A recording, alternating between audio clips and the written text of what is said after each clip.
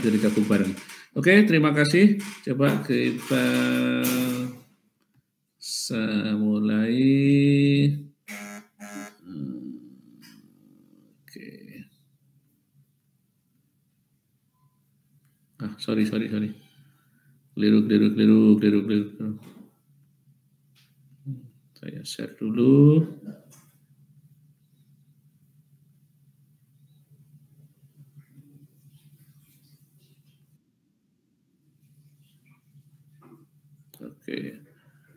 Oke. Nah, apakah sudah muncul, Mas? Sudah, Bapak. Oke. Ini sudah kelihatan semua ya ini ya.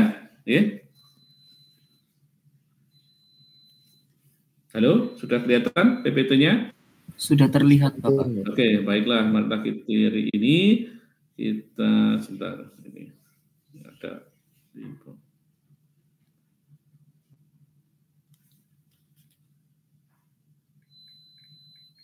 Bentar.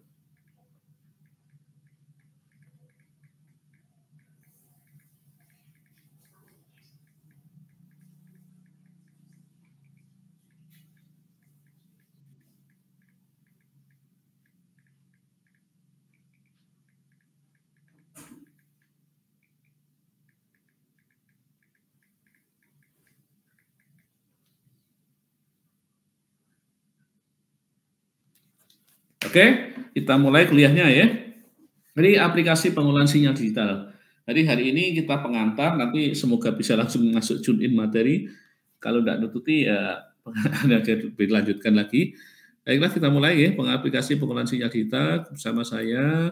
Kemudian tujuannya ini apa sih? Tujuan kita dalam kuliah hari ini adalah agar Anda ini mampu memahami konsep dasar terjadinya sinyal bicara, melakukan analisa fitur sinyal bicara sebagai yang mana digunakan untuk mengetahui informasi apa saja yang di dalamnya. Kemudian harapannya Anda juga mampu melakukan pengenalan sinyal bicara dengan memanfaatkan perangkat-perangkat standar dan mampu mengklasifikasi sinyal bicara berbasis fitur yang ada. Jadi fitur itu adalah ciri yang membedakan satu sinyal dengan yang lain. Dan kemudian tentunya diharapkan juga mampu menggunakan membuat model sederhana gitu, ya. Itu ya, sehingga bisa. Waduh, bentar ini Mas, punyanya Mas Hani kok belum jalan.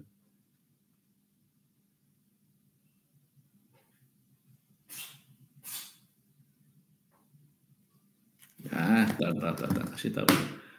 Ini kok belum jalan ini. Baru dulu ya.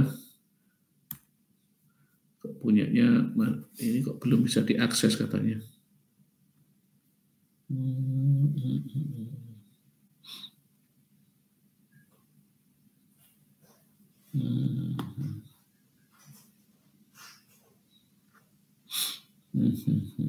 Kuliah detail.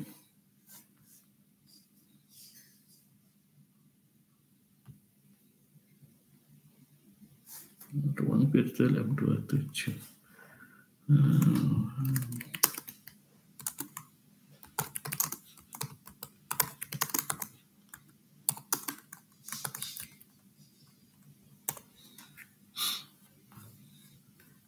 Kasihan temannya belum nyantol itu rupanya.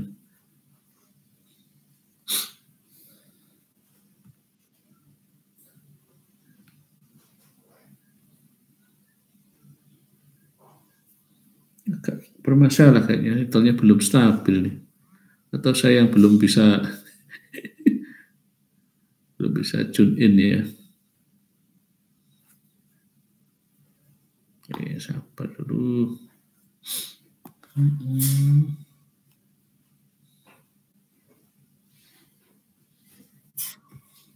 Oke.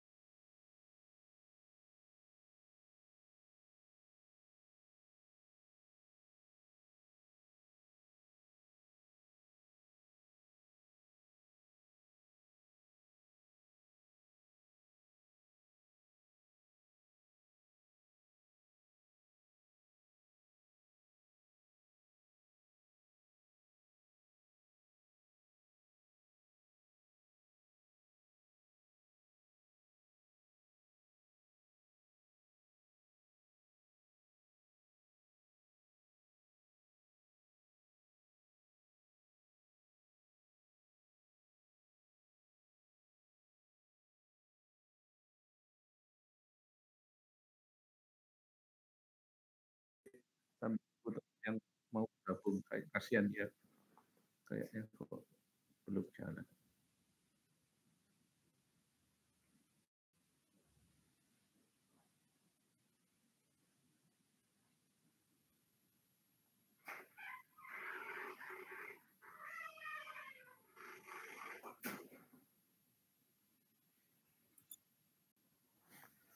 Oke, kita lanjutkan ya, saudara. Kita ini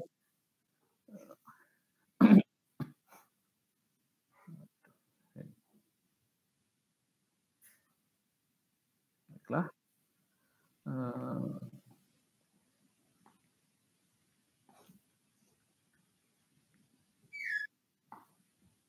Nah, tujuannya di dalam penyampaian mata kuliah ini, ya, ketika kita belajar tentang aplikasi pengolahan sinyal, maaf, suara saya apakah ngikut?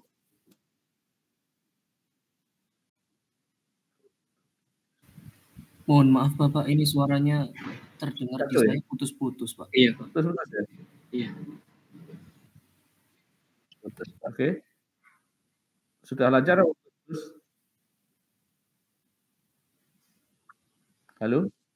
Sudah lancar apa putus-putus? Iya, Pak. Lumayan ya? Tadi kepencet videonya.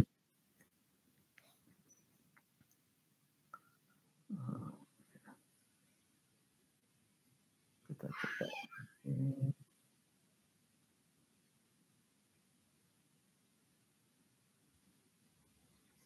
Baiklah, sudah muncul.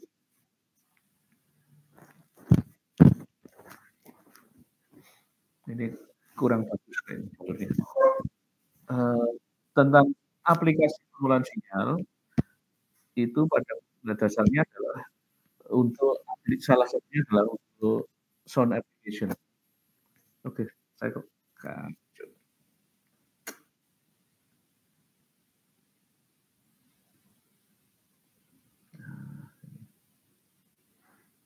tes 1 2 3, tes 1 2 3. Nah, sekarang enggak kacau ya.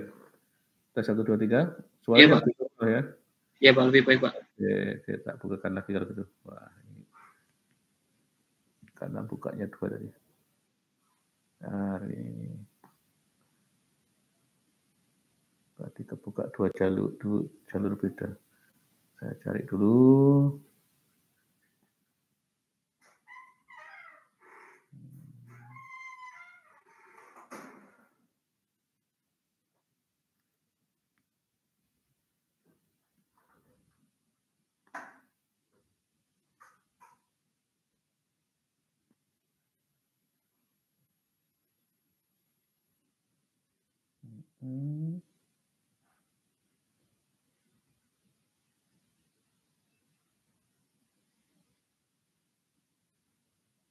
Oke, sudah normal kembali ya.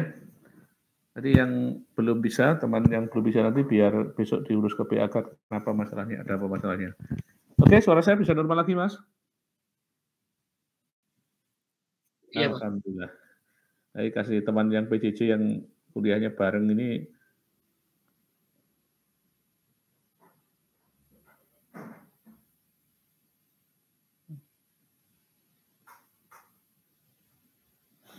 baiklah, kita mulai kembali lagi, kita ulangi dari awal ya. Tentang aplikasi pengolahan sinyal atau aplikasi pengolahan sinyal digital, materinya itu nantinya tujuannya adalah agar Anda memahami konsep dasar terjadinya sinyal bicara. Kemudian melakukan analisa fitur sinyal bicara. Kenapa dilakukan analisa fitur itu? Analisa fitur itu adalah untuk mengetahui informasi yang ada di dalamnya atau membedakan perilaku satu sinyal dengan sinyal yang lain. Nah, diharapkan nantinya Anda juga mampu membangun atau suatu model sederhana bagaimana melakukan pengenalan sinyal. Misalnya, ini suara sinyal suara, ini suara manusianya, ini noise-nya, ini adalah fonem-fonem yang berkaitan dengan vokal misalnya. Ini ya berkaitan dengan tidak ada suaranya atau unvoiced dan sebagainya. Jadi diharapkan minimal Anda bisa membuat model yang sangat sederhana, gitu ya. Nah, walaupun tentunya dikatakan sangat sederhana itu juga kalau tidak paham caranya akan terasa sulit juga itu ya. Nah, kemudian nanti jangan lupa kalau yang Anda suka pakai Python atau yang lainnya akan sangat mudah. Pakai MATLAB bisa, tetapi biasanya sekarang ini banyak dikembangkan menggunakan Python. Maka bagi yang suka menggunakan Python akan sangat terbantu untuk memahami ini. Karena banyak sekali contoh-contoh programnya, pakai Colab dan sebagainya. Oke. Kemudian tentang aplikasi pengolahan sinyal, ya. Jadi pada dasarnya tentang aplikasi pengolahan sinyal atau aplikasi digital signal processing ini banyak berkaitan dengan sound application. Walaupun sebetulnya sangat luas penggunaannya, tapi banyak contoh-contoh kepada sound application. Kenapa kok aplikasi-aplikasi suara? Karena aplikasi suara itu relatif sederhana, mudah dipahami, ya. Nah, pada image apakah bisa? Sangat banyak juga contohnya. Tapi kenapa kok dipilih suara? Karena suara itu adalah satu sinyal yang tipenya satu dimensi, sehingga kita mudah mencobanya, misalnya. Ya, nah, misalnya untuk kompresi, enhancement sinyal suara, enhancement itu contohnya adalah menangani noise atau suara-suara yang tidak sempurna. Kemudian masalah special effect, kemudian sintesis, echo cancellation, dan sebagainya. Banyak juga aplikasi-aplikasi pada pengolahan sistem telekomunikasi digital, pada seluler, sistem modulasinya bagaimana, kemudian ekualisasinya bagaimana, banyak sebetulnya. Nah, tapi kalau itu semua dimasukkan, nanti kuliahnya akan terasa berat dan banyak sekali materinya sampai bertumpuk-tumpuk dan bingung. Untuk itu, supaya fokus, supaya lebih mudah paham, kita arahkan kepada akustik signal processing atau pengolahan sinyal akustik.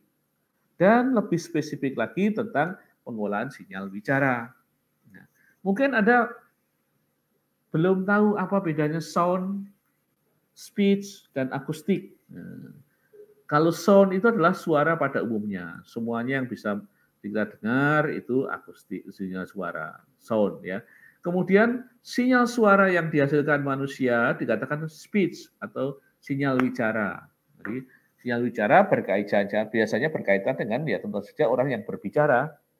Berbicara itu kan menyampaikan informasi kan. Nah, kalau singing beda lagi ya. Suara nyanyian itu beda lagi, bukan termasuk speech ya. Nah, kalau akustik itu apa? Akustik itu semua perangkat yang menghasilkan suara. Akustik. Itu ya. Makanya ada akustik chamber, ada gitar akustik dan sebagainya. Oke, lanjut ya. Bisa dilanjut? Bisa, Bapak. Oke. Ini apakah PowerPoint-nya masih belum keganti ya, Pak? Karena masih slide yang pertama. Oh gitu.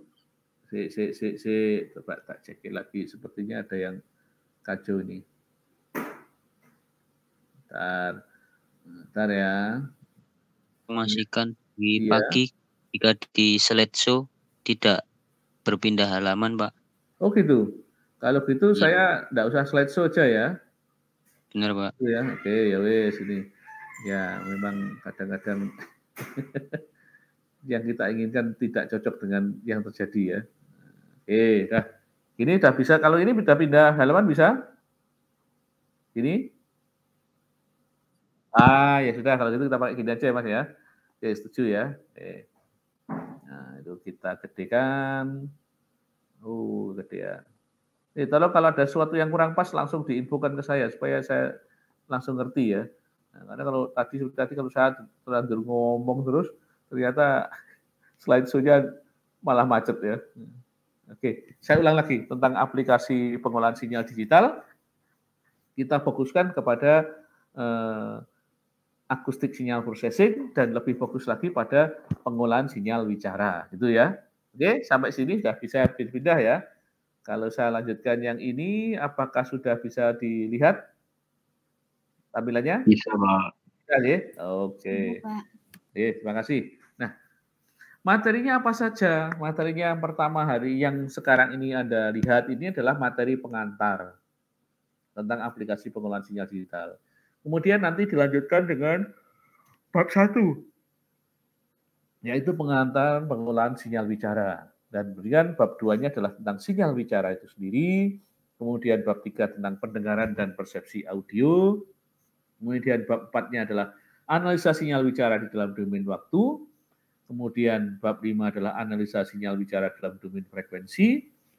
Kemudian bab 6-nya adalah estimasi pitch. Bab 7-nya adalah linear predictive analysis. Bab 8-nya adalah Mel frequency capture coefficient atau MFCC.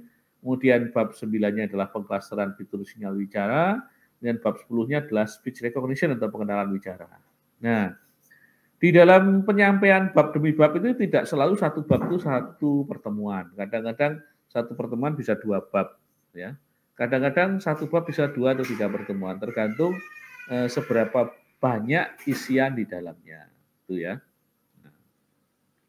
Nah, kemudian, oke, ini nanti materinya saya berikan, jangan khawatir, akan saya kirimkan ke salah satu teman Anda, supaya sampean tidak terkejar-kejar nyatet ya.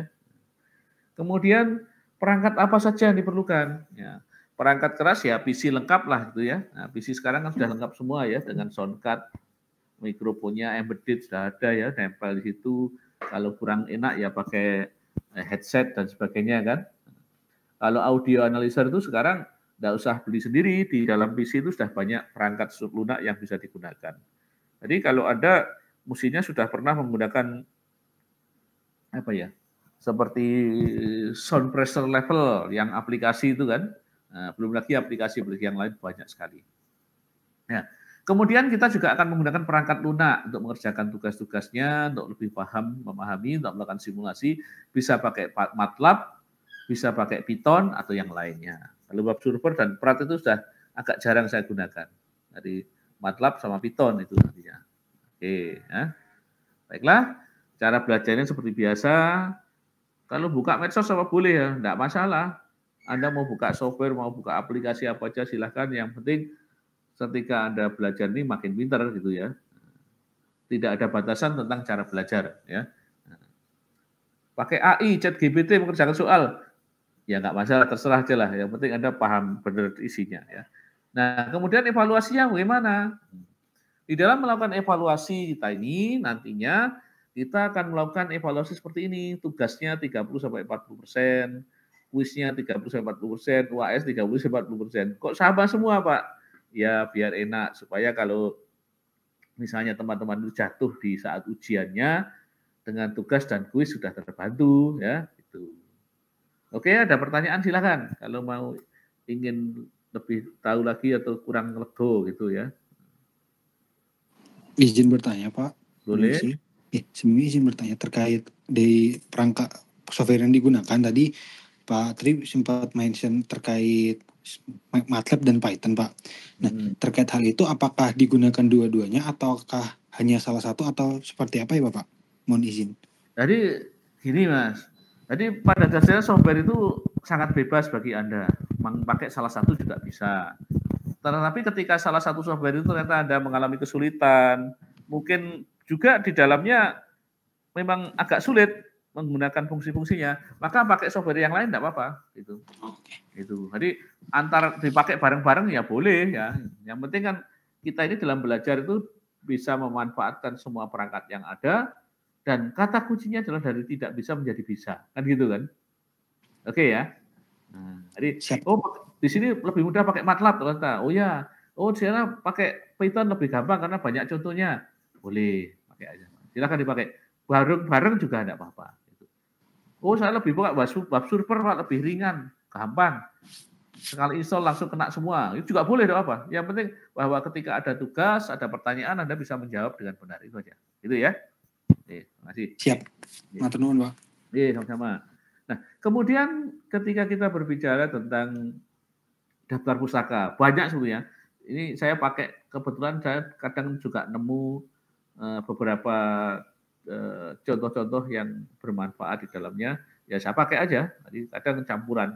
Ada yang berupa website, ada juga yang berupa bukunya orang. Kadang juga papernya orang seperti ini. Jadi saya juga tidak membatasi tentang Anda belajar bagaimana, pakai pustaka mana, pakai. Kemudian kalau bikin program saya ngambil dari GitHub apa boleh, tidak ada larangan. Jadi yang terpenting ketika kita bisa menjalankan target kita bisa mengerjakan, kemudian bisa mengerti, memahami dalamnya, itu yang menjadi kunci ya.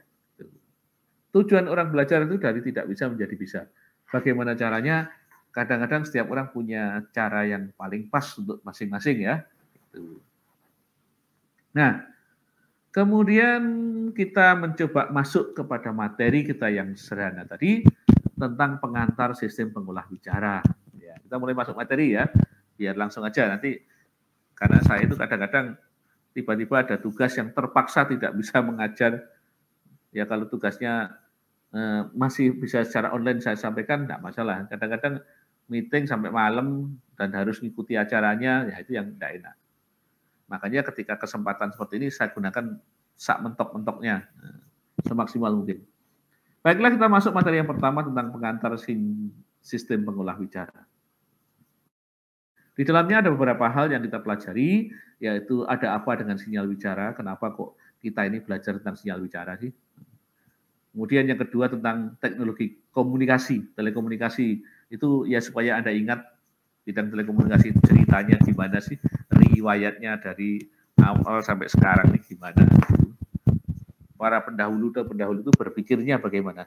Jadi ketika kita belajar itu mempelajari ceritanya, sejarahnya itu bukan untuk menghafal, tapi untuk mengetahui bagaimana logik berpikir beliau-beliau itu dalam mengeksplorasi ide-idenya untuk menyelesaikan permasalahan. Itu kuncinya. Kemudian yang ketiga adalah memahami teknologi sinyal bicara dan aplikasinya. Dan dilanjutkan dengan pengembangan teknologi speech recognition, perkembangan teknologi speech recognition seperti apa, kemudian mengenal perangkat lunak untuk mengolah sinyal itu macam-macam itu seperti apa. Ya. Baiklah, lanjutkan dengan materi bab 1, subbab 1. Ada apa dengan sinyal bicara? Atau sinyal bicara itu apa sih? Kenapa kok kita pelajari? Nah, seperti yang Anda rasakan dalam kehidupan sampean semuanya, kehidupan Anda semuanya, bahwa ketika Anda berkomunikasi menggunakan wicara atau ketika Anda ngomong langsung ke teman Anda, ke keluarga Anda, itu tentu akan lebih terasa nyaman dibandingkan dengan ketika Anda menuliskan pakai WA atau yang lain. Ya. Tentu akan lebih jelas ketika kita berbicara langsung. Karena pakai bahasa tulisan itu tidak akan selengkap dengan bahasa lisan. Ya. Nah, sementara bahasa lisan dengan suara. Kalau dengan ngomong langsung kan berarti ada ekspresi wajahnya, Pak. Betul, itu lebih lengkap. Makanya kenapa orang itu kalau pakai WA call kadang-kadang diselingi juga sekalian pakai video call-nya kan. Nah, kenapa? Karena ekspresi wajahnya ikut masuk dalamnya. Lebih lengkap. Jadi dari sisi suaranya masuk, gambarnya kelihatan, lebih video call kan itu kan. Ya tentu Anda dibandingkan dengan voice call tentu akan lebih suka kalau pakai video call. Ya. Nah. Ada karakteristik dari sinyal bicara itu sendiri. Antara sinyal bicara dengan gambar itu. Makanya kalau digabungkan jadi visual audio, ada visual dan audionya, video itu ya. Nah, dikatakan video karena dia visual audio. Visualnya dapat, audionya dapat. Maka komunikasinya lebih lengkap. Nah, antara visual dan audio itu punya karakteristik sendiri. Kalau dengan visual, tentu dalam mentransmisi informasi akan lebih lengkap. Ekspresi wajahnya kelihatan, lagi seneng, lagi nangis. Mungkin di sekitarnya ada barang-barangnya yang berantakan, gitu kan. Nah, kalau Anda lagi ada video dengan keluarga Anda kan ketahuan, wih kamarnya kok hancur gitu misalnya. Oh kok ada makanan enak, gitu kan. Akan ditanya lagi, gitu kan. Nah, sementara kalau kita menggunakan sinyal bicara atau suara itu, kita lebih bisa merasakan interaksi kan. Nah, coba ada video call tapi voice-nya dimatikan. Rasanya kan aneh kan? Nah, seperti orang bisu itu kan. Ya informasinya tersampaikan tapi ngomong opo gitu kan. Nah, kalau ada si bicaranya tentu interaksinya semakin dekat. Makanya kenapa orang itu tidak mau hanya suara saja komunikasinya, tidak mau hanya gambar saja, harus suara dengan gambar atau visual audio kan. Nah, kalau pakai video call itu lengkap rasanya kan. Oke, itu ya. Itu kenapa dengan sinyal bicara itu tadi. Jadi dari sinyal bicara itu jelas ada interaksi. Apalagi dibandingkan dengan bahasa tulisan. Bahasa tulisan itu kadang-kadang kacau balau. Jadi kalau orang yang tidak pintar-pintar nulis bisa berantakan malah ya itu. Maksudnya bertanya karena tiba-tiba kepencet caps lock-nya jadi huruf besar semua. Nah, padahal kalau nulis pakai huruf besar itu artinya kan marah kan? Itu ya, bisa dipahami ya? Oke, saudara sekalian. Lanjut. Nah, kita mengingat lagi tentang teknologi komunikasi. Nah, kita belajar ini tujuannya adalah untuk mengetahui, mengingat-ingat bagaimana ya cara mereka berpikir menyelesaikan masalah-masalah itu. Jadi tentu telekomunikasi tidak seperti sekarang. Dulu itu diawali dengan telegraf. Telegraf itu hanya bisa mengirimkan kode-kode. Kemudian muncullah telepon. Ya. Nah, kemudian muncullah radio transmisi oleh Pak Marconi. Ya, dan lain-lain. Kemudian muncullah mobile phone tahun 90-an. Dan semakin cepat, semakin canggih. Mulai generasi 1 yang hanya bisa telepon saja, ada AMPS, ada GSM, ya. Generasi 2 yang sudah bisa enak teleponnya digital, GSM, ya. Ada apa itu telekompleksi dulu ya, nah, dan seterusnya. Ya. Kemudian generasi 3 dan seterusnya sampai sekarang generasi kelima. Sampai sekarang kita pun bingung, masih ada beberapa daerah yang hanya bisa dilayani generasi 2. Ada sementara banyak sudah pakai 3G ya. Nah, beli handphone bagus sekali, masukkan daerah bingung. Itu punya belum dukung. Oke, lanjut ya. Selain itu kita juga mengenal teknologi seperti ini. Kalau saya apa ada kotak itu ya? Oke. Halo. Iya, terdengar Bapak. Ada kacau ya? Ada gangguan kah? Iya, ini tadi terdengar suara kretek-kretek gitu, Pak. Saya ya, kurang tahu itu suara apa. Ya, semoga aja tidak ada semut di dalam komputer saya. Ya. Oke, baiklah, kita lanjut. Anda sekarang kan sudah paham, sudah mengenal ini semua kan? Sudah pernah melihat barang-barang yang saya lihat ditampilkan ini kan? Siapa sih yang tidak ngerti drone? Nah, tentunya paham. Sampai sekarang dipakai perang di Israel sama Palestina kan. Nah. Kemudian Anda juga mengenal Messenger ya. Messenger application ada apa? WhatsApp, ada FB lain-lainnya ya, ada Telegram dan lain-lainnya. Ada Instagram, pokoknya banyak sekali. Kemudian Anda juga mengenal consumer drone seperti ini yang dipakai mainan itu, komputer tablet juga kenal semua kan. Wearable technology, misalnya smartwatch, kualik sampai nabi ya. Smartwatch gitu ya. Nah, itu atau jam yang cerdas bisa ngitung denyut nadi sampean, jalan berapa langkah itu kan. Nah, sehingga jam-jam yang lama Roger lama bisa ditinggalkan karena tidak cerdas gitu. Kemudian ada smart speaker ya, speakernya suaranya enak sekali gitu ya. Nah, ini saya rasa generasi Anda sudah sangat paham penggunaannya tentang teknologi-teknologi ini. Oke, bisa dilanjutkan lagi. Siapa sih yang tidak punya WA sekarang? Siapa sih yang tidak punya media sosial?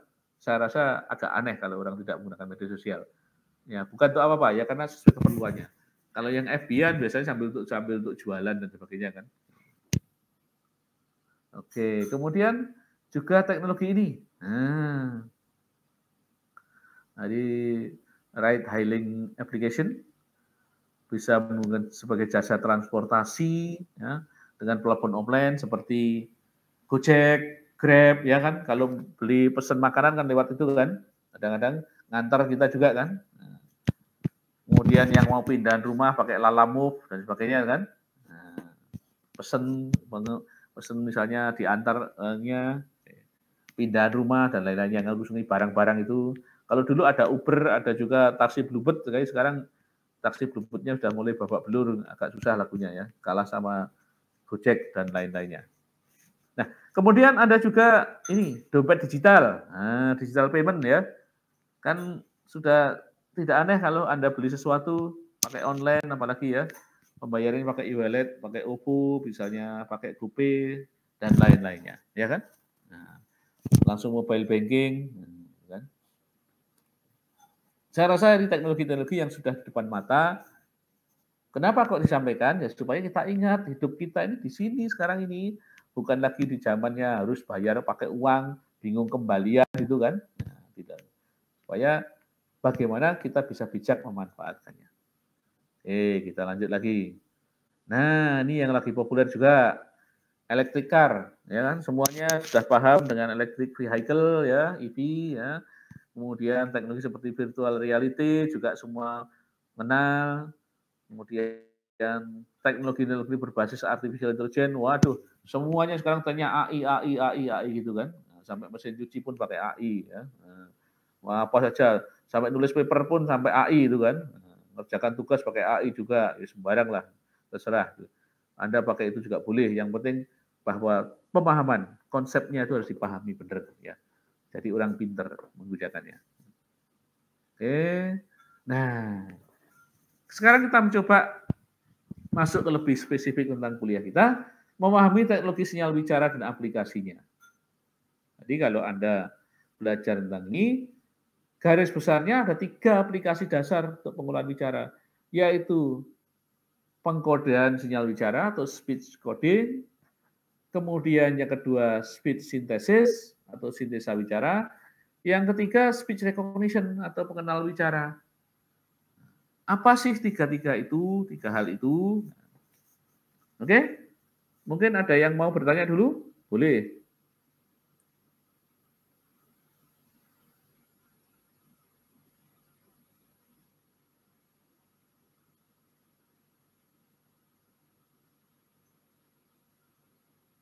Halo? Masih monitor kah? Lanjut dulu aja, Pak. Lanjut ya. Baiklah. Tentang speech coding. Speech coding itu dapat dinyatakan sebagai suatu bentuk aplikasi yang digunakan untuk membuat dari suara-suara di luar, suara kita ini, dari dalam bentuk analog asli ini, menjadi bentuk digital yang bisa ditransmisi atau dikirimkan atau disimpan dalam suatu medium digital. Media digital. Tentu saja di dalamnya menggunakan teknologi-teknologi atau dukungan algoritma sehingga proses transmisinya atau proses penyimpanannya dalam medium digital itu bisa dilakukan secara efisien. Ya. Sementara itu kualitasnya harus mampu dikenali oleh manusia. Jadi selain efisiensi juga tetap dipertahankan kualitinya. Nah, kalau yang paling gampang itu ya pengkodeannya pakai PCM. Tetapi sifatnya PCM itu tidak akan efisien. Dia boros bandwidth. Ya. Nah, makanya kalau speech coding bagaimana? Speech coding itu khusus, algoritmanya khusus. Jadi diketahui dulu fiturnya sinyal bicara itu seperti apa, setiap frame dikodekan, disimpan gitu ya. Jadi kalau PCM kan setiap sampel yang dikodekan. Kalau ini sinyal bicara ini, sebenarnya speech coding ini setiap frame. Setiap frame itu lebih dari satu sampel, ada banyak sampel. Biasanya bisa tersusun dari 240 sampel itu dikodekan. Jadi sangat lebih efisien dibanding PCM. Lanjut ya. Kurang lebih seperti ini diagram bloknya. Dari sinyal bicara, pakai ADC biasa, PCM dulu, baru dilakukan pencirian. Sifatnya seperti apa? Tren datanya seperti apa? Gitu ya. Nah, itu. Baru nanti itulah yang dikatakan sebagai analisis. Setelah dianalisis baru dikodingkan, kodekan perilakunya itu yang dikirimkan. Jadi dalam speech coding ini tidak mengirimkan sampel-sampel sinyal apa adanya, tetapi lebih mengirimkan fitur-fitur atau ciri-ciri sinyal itu yang dimilikinya pada setiap frame-nya, gitu ya. Oke? Sampai sini paham ya? Nah. Kemudian decodingnya bagaimana? Atau bagian penerimanya? Bagian penerimanya sebaliknya. Dari sampel-sampel yang didapatkan atau yang dari hasil pengkodean yang didapatkan atau yang diambil dari suatu medium penyimpanan, kemudian dilakukan dekompresi. Dimekarkan dulu. kemudian disintesa supaya menghasilkan sinyal bicara seperti aslinya atau sinyal analognya dan bisa dipahami. Nah, permasalahannya adalah dalam proses dekompresi atau decoding ini tidak selalu bisa menghasilkan sinyal seperti sinyal orisinilnya. Itu. Nah, terus bagaimana, Pak? Ya itulah risikonya, ada kehilangan di dalam proses codingnya. Makanya harus tepat di dalam pemilihan algoritmanya supaya tidak terlalu banyak informasi yang hilang, tetapi di dalam proses transmisinya sudah cukup efisien atau penyimpanannya sangat efisien, gitu ya. Jadi ada trade-off-nya, ada proses tawar menawarnya dalam memilih kekomplekan algoritma atau kecepatannya. Oke, lanjut ya. Nah, kemudian speech synthesis. Bagaimana mensintesa sinyal bicara? Sintesa sinyal bicara ini ditujukan agar kita bisa membangkitkan sinyal bicara dengan menggunakan perangkat bantu. Misalnya dengan komputer. Diketikkan tulisannya, dibangkitkan suaranya. Teknologi ini sudah lama, tahun 90-an, 96 itu saya sudah memanfaatkan ini untuk bermain-main. Tapi waktu itu yang ada adalah text to speech dalam bahasa Inggris. Jadi Windows zamannya Windows 31 itu Windows yang lama itu ya, yang RAM-nya masih 2 mega itu sudah bisa mengenali itu. Tapi komputernya harus ditambah dengan soundcard. Nah, soundcard-nya itu dulu kalau beli komputer itu biasanya mainboard saja sama untuk display, keyboard dan sebagainya. Ada prosesornya lengkap. Nah, kemudian kalau mau menggunakan suaranya, bisa masuk dan keluar suara bagaimana? Ya kita menggunakan ini, tambahan, card tambahan itu. Nah, kalau sinyal dari luar bagaimana Pak? Sama, perlu card PPI dan sebagainya. Gitu. Jadi kalau mau bikin otomasi itu dulu, wah lumayan berat. Lumayan susah ya. Kalau sekarang kan sudah sangat mudah ya. Apalagi sekarang ini dengan embedded seperti Arduino, Raspberry itu sangat mudah sekali digunakan. Kalau dulu setengah mati, pusing sekali kita. Sehingga kenapa algoritma itu menjadi kunci. Karena algoritma yang efisien, sementara hasilnya masih reliable, bisa dinikmati. Gitu. Oke, kita lanjutkan. Nah, yang terakhir adalah kita berbicara tentang, speech synthesis itu gambarnya seperti ini. Dari tulisan teks yang dimasukkan, kemudian ada teks analisis, tentunya ini ada masalah linguistik di dalamnya, ada natural language processing-nya supaya keluarnya nanti bisa secara alami. Jadi sangat tergantung pada algoritma sintesisnya, ya. Apakah ada yang aplikasi? Sudah banyak sekali. Ya, di Google TTS itu ada, Android TTS juga ada. Nah, kemudian yang terakhir adalah speech recognition. Speech recognition atau mengenali bicara. Ini pada dasarnya di awalnya digunakan untuk mengkonversi dari suara yang masuk menjadi teks atau tulisan itu awalnya. Kemudian dalam aplikasinya banyak. Misalnya untuk mengetahui orang yang berbicara ini sedang marah atau lagi seneng itu. Nah, itu. Orang yang lagi marah atau lagi seneng. Makanya kemudian muncullah emotional recognition dan sebagainya gitu, untuk mengenali ekspresinya. Nah, ini model diagram bloknya seperti ini. Nah, contoh ini, tidak ada ya. Nah, kemudian kita lanjutkan dengan ini tentang perangkat. Nah, khusus untuk speech recognition itu banyak sekali. Tadi salah satunya adalah digital assistant. Nah, digital assistant ini ya Anda bisa menggunakan bermacam-macam aplikasi lah. Itu ada sampai ada filmnya di mana ada orang anak muda yang sangat bergantung kepada digital assistant-nya. Nah, gitu. Ya, sekarang kan Anda di handphone Anda biasanya sudah dilengkapi AI ya, macam-macam ya. Gitu. Oh, sorry, baterainya hampir habis nih.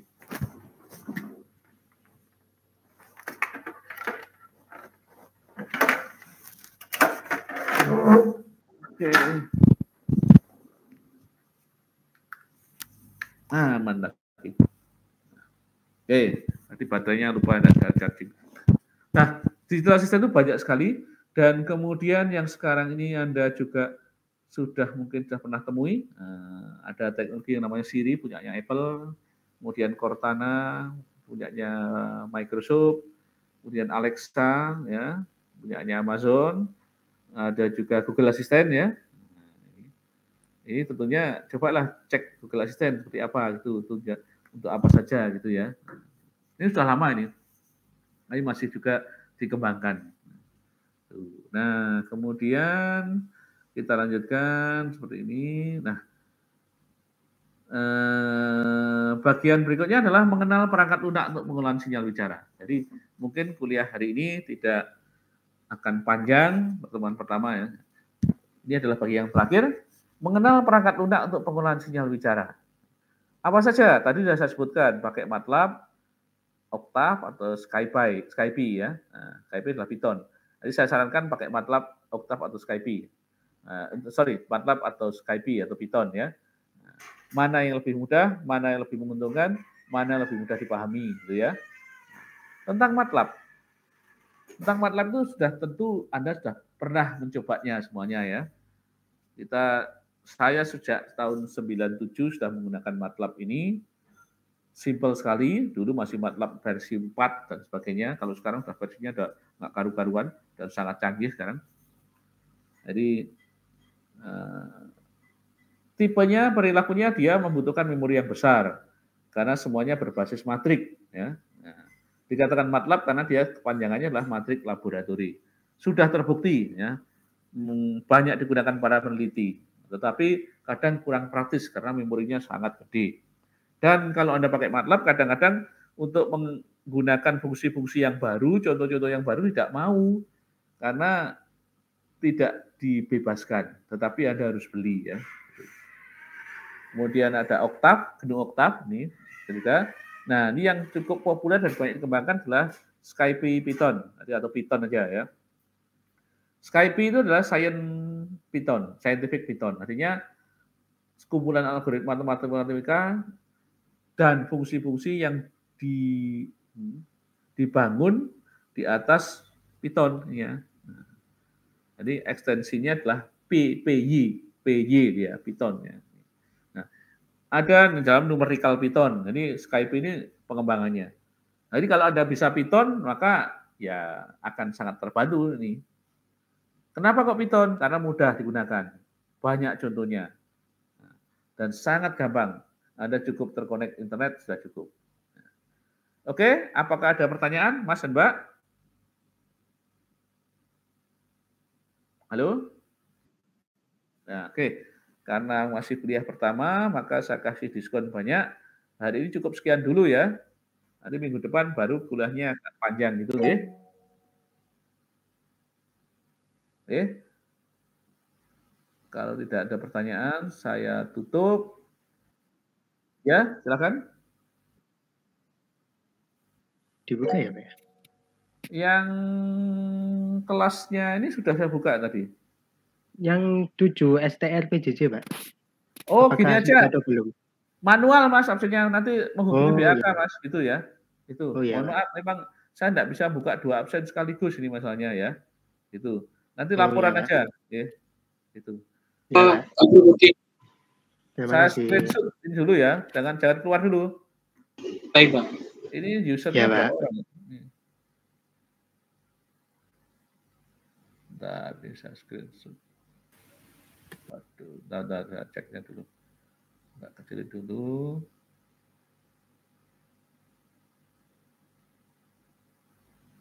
Saya screenshot dulu. 1.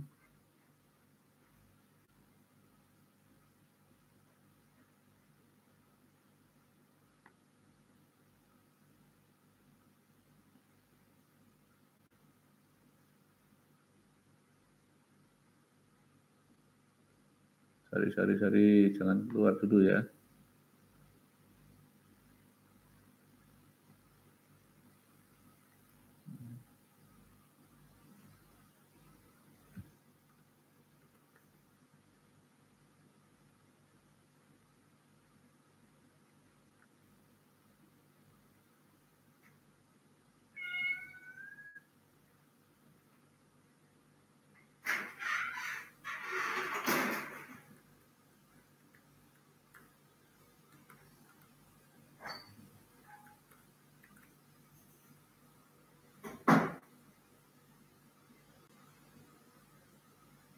Ini saya dulu.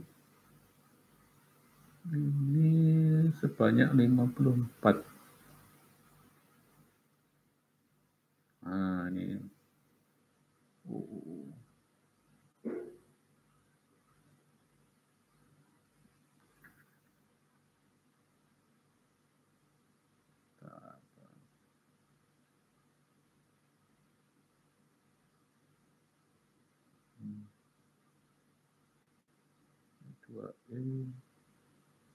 Tunggu dulu ya, tunggu dulu, sabar sebentar.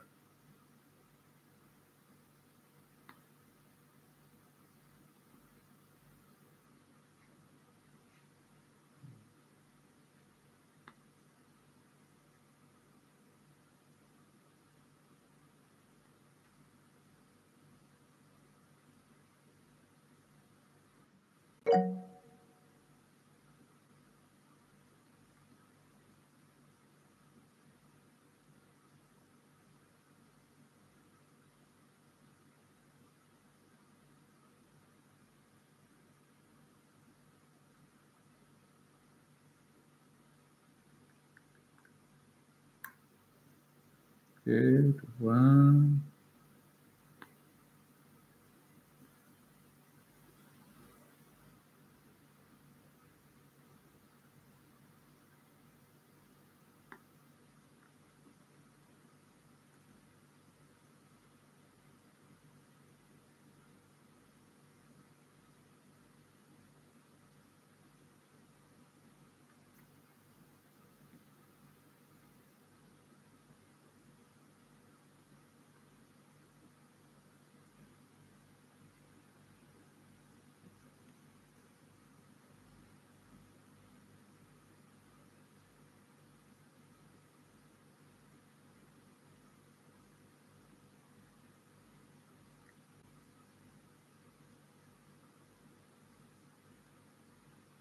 Oke, baiklah teman-teman, sudah cukup rasanya. Nanti silahkan ya.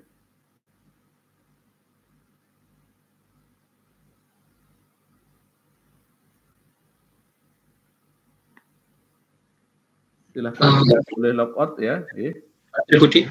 Ya. Pak, saya izin bertanya, waktu itu juga kelas kami ada absensi 2 kelas itu. Yang satunya dibuka untuk kelas yang A misalkan, terus dikasih jeda waktu sekitar 1 jam atau 30 menit baru kelas yang A tadi ditutup. Terus kalau gitu sekarang saya buka untuk kelas satunya ya. Ya, coba Pak. Soalnya coba dari dulu, ya. kemarin seperti itu, Pak.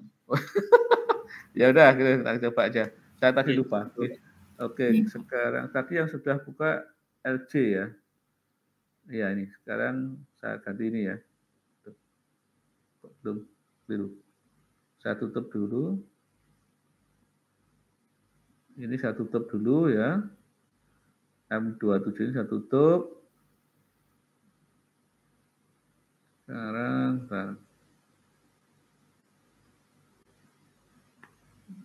Oke. Sekarang yang M3 saya buka sekarang ya Mas ya. Mati. Iya Pak, udah muncul Pak. Udah muncul ya. Itu ya caranya ya. Nanti ya, kalau Pak terpaksa ya kita manual, gitu nggih.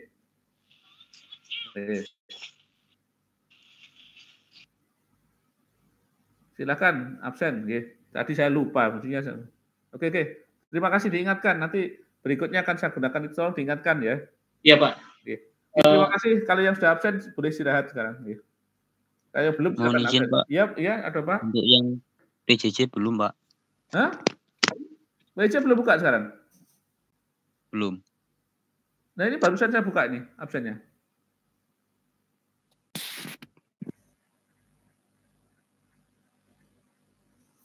Halo?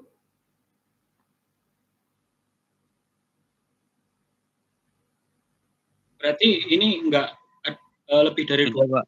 Pak. Apa? Lebih dari atau gimana?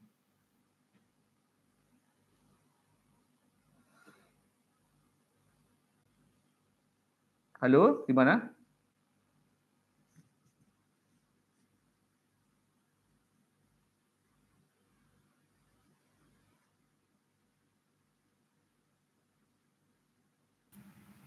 Kelasnya lebih dari 2, Pak. Hah? Lebih dari 2? Tak tutup dulu ya, dulu ya. Oke, saya tutup dulu, saya ulang lagi. Oke, saya tutup dulu. Yang JC-nya ini, ya kok agak ngaco. Kelasnya lebih dari 2. Ya, saya ada. Ini STR PJJ sudah bisa dilihat ini. Tak buka. Halo, sekarang bagaimana, Mbak, Mas? Halo? Halo. Untuk yang PJJ sudah muncul, Pak. Sudah muncul. Oke, silakan absen kalau gitu, nggih. Memang agak lama. STR PJJ ya? Dia silakan absen ya. Nanti kalau memang ada masalah, cepat lapor gitu ya. Baik, Pak. Oke, terima kasih. Pak Budi berarti izin, Pak Budi. Oke. Berarti kalau untuk 3 kelas dikasih waktu 30 menit untuk buka tutup aja, Pak. Atau Ini gimana? kelasnya lebih dari 2 toh? Iya. Mati, harus saya kira 2. Sepertinya begitu, Pak. Aduh, apalagi ya dia? Nah. Atau next mungkin dikasih jadwal berapa menit gitu. Iya, waduh, ini ya mumet sengaja ya. Ini yang PJJ ya, tadi yang LC sudah, PJJ. Sekarang ada lagi kelas apa lagi? Yang belum? Halo? saya kira hanya 2. Oke, enggak apa, nanti besok saya konsultasikan ke bagian BAK ya, Mas ya, Mbak ya. Iya, Pak. Oke, itu aja nih. Memang masih awal-awal banyak bingungnya ini.